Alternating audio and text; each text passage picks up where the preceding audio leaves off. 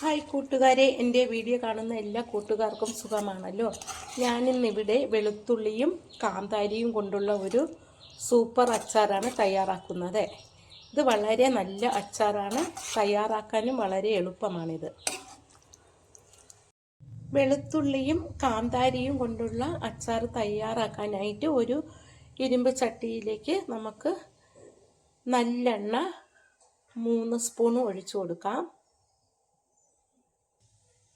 നല്ലെണ്ണ ചൂടാകുമ്പോൾ അതിലേക്ക് 1 സ്പൂൺ കടുക് ഇട്ട് കൊടുക്കാം. കടുകെല്ലാം പൊട്ടി കഴിയുമ്പോൾ അതിലേക്ക് 1/4 കിലോ വെളുത്തുള്ളി തൊലി കളഞ്ഞ് വൃത്തിയാക്കിയതാണ്. ഇത് നമുക്ക് ആ എണ്ണയിലേക്ക് ഇട്ട് കൊടുക്കാം. ഇത് നമുക്ക് എണ്ണയിലിട്ടൊന്ന് വാട്ടിയെടുക്കാം. കുറച്ച് സമയം ചെറു തീയിലൊന്ന് വഴറ്റിയെടുക്കാം. വെളുത്തുള്ളിയെല്ലാം വഴണ്ട് വരുന്നുണ്ട്. ബ്രൗൺ നിറമൊന്നും ആക്കണ്ട. ഇനി നമുക്കിതൊരു പാത്രത്തിലേക്ക് കോരി മാറ്റാം.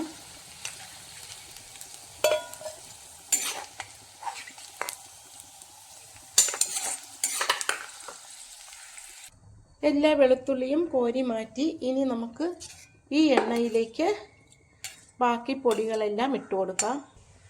1/2 സ്പൂൺ ഉലുവാപ്പൊടി ഇട്ട് കൊടുക്കാം. കായപ്പൊടി 1/2 സ്പൂൺ ഇട്ട് കൊടുക്കാം. കായപ്പൊടി ഇല്ലെങ്കിൽ കട്ടക്കായ മൂപ്പിച്ചിട്ട് കൊടുത്താലും മതിയാകും. കായപ്പൊടി ഇട്ട് കൊടുത്തു. കുറച്ച് മഞ്ഞൾപ്പൊടി ഇടാം. 1 സ്പൂൺ മുളക് പൊടി ഇട്ടു. 1 സ്പൂൺ കാശ്മീരി മുളക് പൊടി ഇട്ടു. 2 മുളക് പൊടിയും സെയിം ആണ് ഞാനിവിടെ ഇട്ടത്. മുളക് പൊടിയുടെ പച്ച മണം മാറുന്നത് വരെ നമുക്കിതൊന്ന് ഇളക്കി കൊടുക്കാം. ഇനി ഇതിലേക്ക് നമുക്ക് കാന്താരി മുളക് ഇട്ട് കൊടുക്കാം.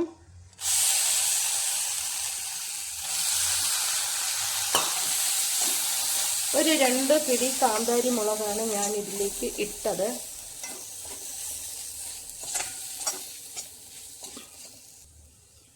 ഇനി നമുക്കിതിലേക്ക് പുളി പിഴിഞ്ഞ് ഒഴിച്ചു കൊടുക്കാം. 1 നെല്ലിക്ക വലിപ്പത്തിനുള്ള പുളിയാണ് ഞാനിവിടെ എടുത്തിരിക്കുന്നത്. ഇത് പിഴിഞ്ഞ് നമുക്ക് അതിലേക്ക് ചേർത്ത് കൊടുക്കാം. മുളക് ഒന്ന് വാട്ടിയിട്ട് ഇതിലേക്ക് പുളിവെള്ളം ചേർത്ത് കൊടുക്കാം.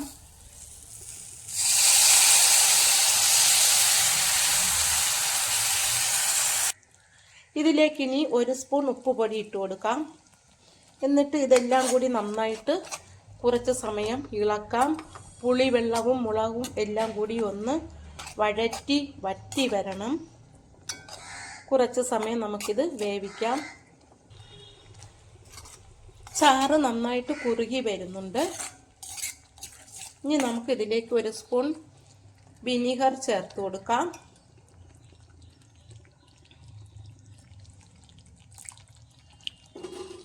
ഇതും കൂടി ഒന്ന് യോജിപ്പിച്ച് കൊടുക്കാം. ചാറൊക്കെ കുറുകി ഉപ്പും പുളിയും ഒക്കെ കറക്റ്റായി വന്നിട്ടുണ്ട്. ചാറൊക്കെ കുറുകി ഉപ്പും പുളിയും ഒക്കെ കറക്റ്റായി വന്നിട്ടുണ്ട്. ഇനി നമുക്ക് തീ ഓഫ് ചെയ്ത് കൊടുക്കാം. എന്നിട്ട് ഇതിലേക്ക് വഴറ്റി വച്ചിരിക്കുന്ന വെളുത്തുള്ളി ചേർത്ത് കൊടുക്കാം.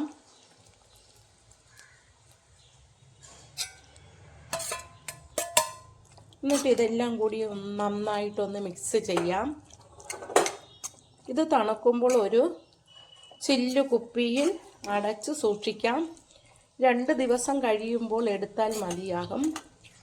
ഇപ്പോഴേ ഇത് കഴിക്കാൻ നല്ല ടേസ്റ്റാണ്. പുളിയൊക്കെ ചേർത്തതുകൊണ്ട് ഞാൻ ഇതിൽ കുറച്ച് വിനാഗിരിയെ ചേർത്തിട്ടുള്ളേ. ഉപ്പും പുളിയും ഒക്കെ കറക്റ്റായിട്ടുണ്ട്. കാന്താരി മുളകും വെളുത്തുള്ളിയും ആയതുകൊണ്ട് പ്രഷറുള്ളവർക്കും കൊളസ്ട്രോൾ ഉള്ളവർക്കും ഇത് വളരെ നല്ല അച്ചാറാണ്. എൻ്റെ ഈ വീഡിയോ ഇഷ്ടമായെങ്കിൽ ആദ്യമായി കാണുന്നവരെല്ലാം എൻ്റെ ചാനൽ സബ്സ്ക്രൈബ് ചെയ്യണം, സപ്പോർട്ട് ചെയ്യണം. Thank you.